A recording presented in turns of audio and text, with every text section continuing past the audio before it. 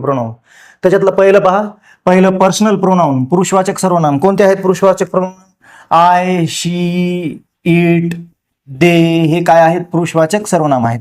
नंतर reflective pronoun, आत्मवाचक सर्वनाम. आत्मवाचक सर्वनाम कोणते आहेत? माय सेल्फ, माय सेल्फ, हिमसेल्फ, हर सेल्फ हे काय आहेत? आत्मवाचक प्रोनाम. दर्शक सर्वनाम, दूरची किंवा जवळची वस्तू दर्शवण्यासाठी जे सर्वनाम वापरलं जातं त्याला दर्शक सर्वनाम. एकवचनी, समजा एकच वस्तू असेल तर एकवचनी एक वस्तूसाठी दर्शक सर्वनाम काय? This is a pen.